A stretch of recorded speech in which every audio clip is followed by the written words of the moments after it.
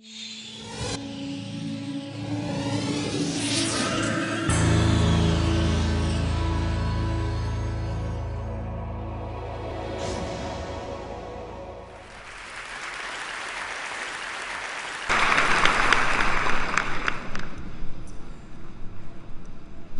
the 1980s, in the communist Eastern Germany, if you owned a typewriter, you had to register it with the government.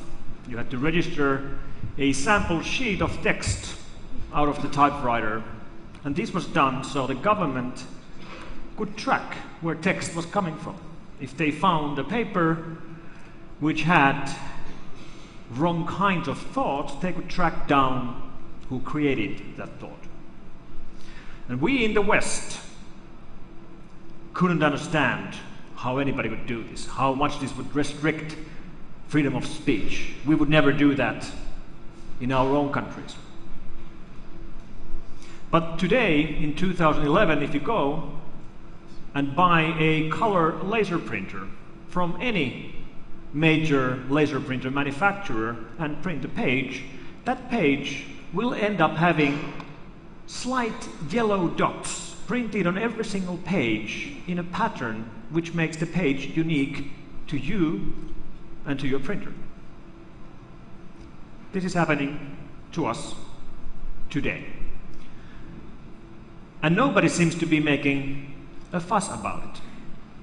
And this is an example on the ways that our own governments are using technology against us, the citizens.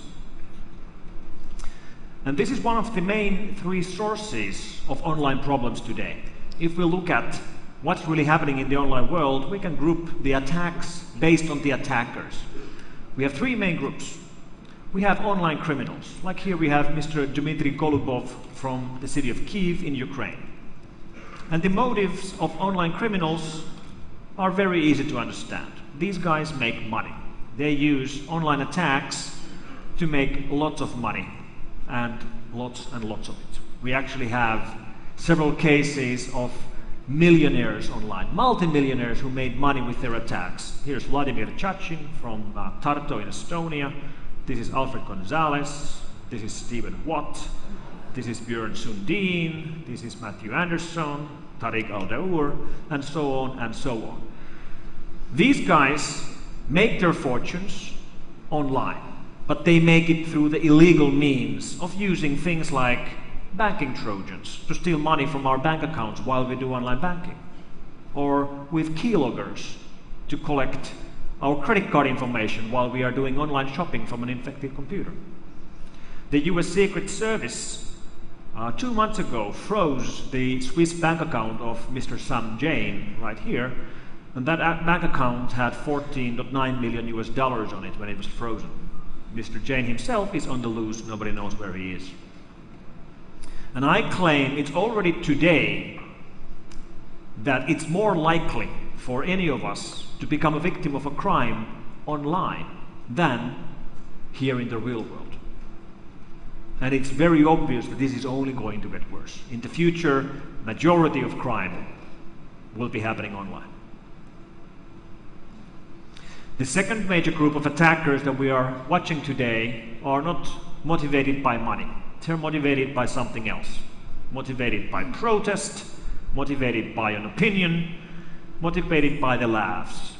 Groups like Anonymous have risen up over the last 12 months and have become a major player in the field of online attacks.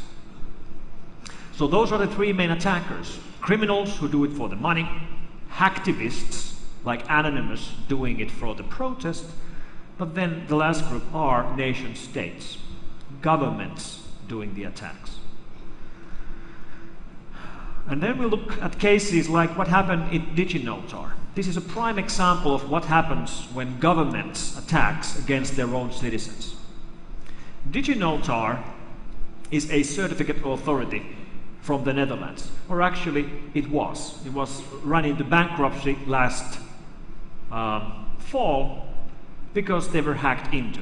Somebody broke into and they hacked it thoroughly. And I asked last week in a meeting with Dutch government representatives, I asked one of the leaders of the team whether he found plausible that people died because of the DigiNotar hack. And his answer was yes. So how do people die as a result of a hack like this? Well, DigiNotar is a CA. They sell certificates. What do you do with certificates? Well, you need a certificate if you have a website that has HTTPS, SSL encrypted services. Services like Gmail. Now we all, or a big part of us, uses Gmail or one of their competitors, but these services are especially popular in totalitarian states, like Iran, where dissidents use foreign services like Gmail because they know they are more trustworthy than the local services, and they are encrypted over SSL connections, so the local government can't snoop on their discussions. Except they can if they hack into a foreign CA and issue rogue certificates. And this is exactly what happened with the case of DigiNotar. What about Arab Spring and things that have been happening, for example, in Egypt? Well, in Egypt, the rioters looted the headquarters of the Egypt Secret Police in April 2011. And when they were looting the building, they found lots of papers. Among those papers, this binder titled Finfisher.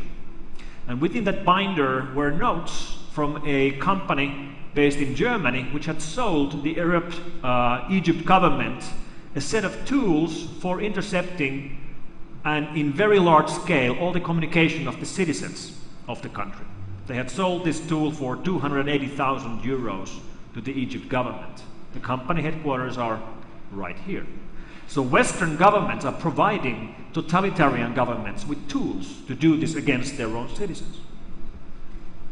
But Western governments are doing it themselves as well. For example, in Germany, just a couple of weeks ago, the so-called Staats Trojan was found, which was a Trojan used by German government officials to investigate their own citizens. If you are a suspect in a criminal case, well, it's pretty obvious your phone will be tapped. But today, it goes beyond that. They will tap your internet connection. They will even use tools like Staats Trojan to infect your computer with a Trojan, which enables them to watch all your communication, to listen to your online discussions, to collect your passwords.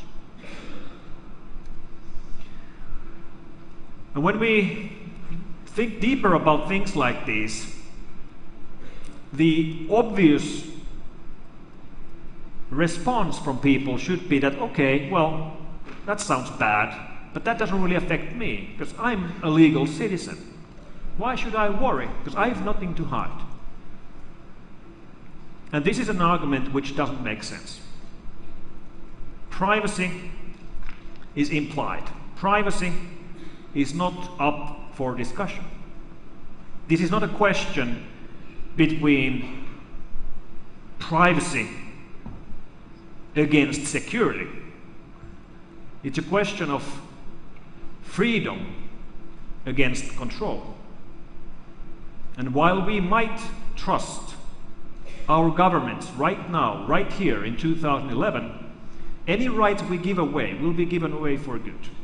And do we blindly trust any future government, a government we might have 50 years from now? And these are the questions that we have to worry about for the next 50 years.